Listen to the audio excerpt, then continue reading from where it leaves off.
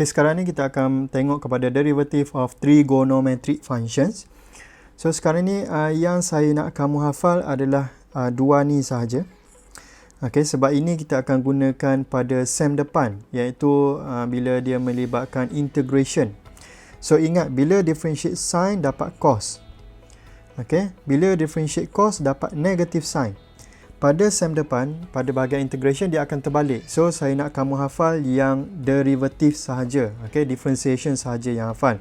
So ingat, sin x adalah sama dengan cos x. Differentiate cos x sama dengan negative sin x. Okay, kemudian yang ketiga ni, tangent x, differentiate akan dapat secant square x. Kemudian yang keempat, ini kamu boleh tengok sendiri. Biasanya dalam exam dia akan bagi. Cuma saya nak kamu hafal dua ni sebabnya dia melibatkan kita punya integration pada sem depan. Saya takut kamu keliru. So hafal yang differentiation sahaja.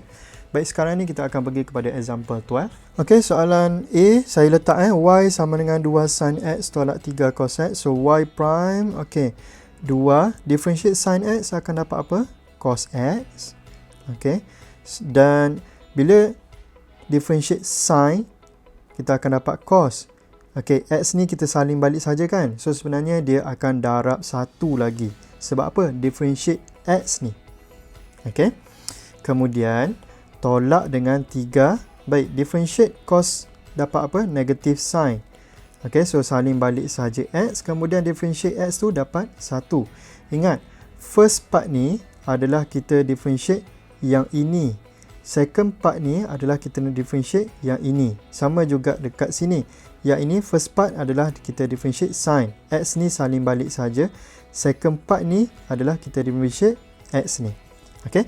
So jawapan dia akan jadi 2 cos x plus 3 sin x. Selesai.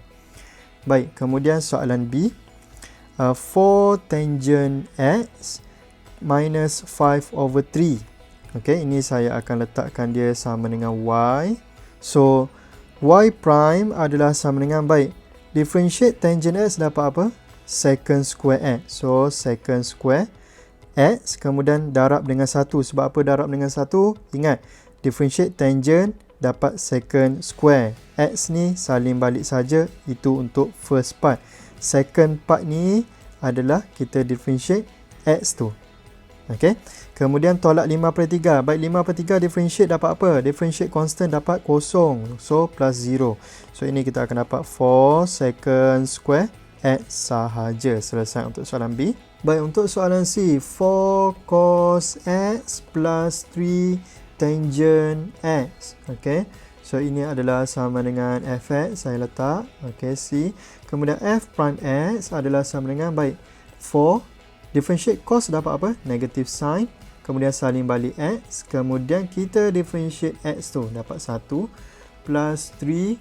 Okey, differentiate tangent dapat apa? Secant square x salin balik. Kemudian differentiate x tu dapat 1. So kita akan dapat negative 4 sin x plus 3 secant square x. Selesai. Okey, soalan D. Find the gradient of the function y equals to negative 4 cos x at point x equals to pi/2. Find the gradient maksudnya kita nak value. Okay, kita mahu satu value. Bukan dalam in terms of x sudah. Okay, so yang pertama kita tahu y equals to negative 4 cos x. Untuk cari gradient, okay, kita mesti kena cari y prime. So y prime adalah sama dengan negative 4. Baik. Differentiate cos dapat apa? Negative sin. X buat apa? Salin balik dulu. Kemudian kita differentiate x dapat 1. So, kita akan dapat 4 sin x. Okay. Kemudian, dia nak gradient dekat mana? Dekat point x equals to pi/2.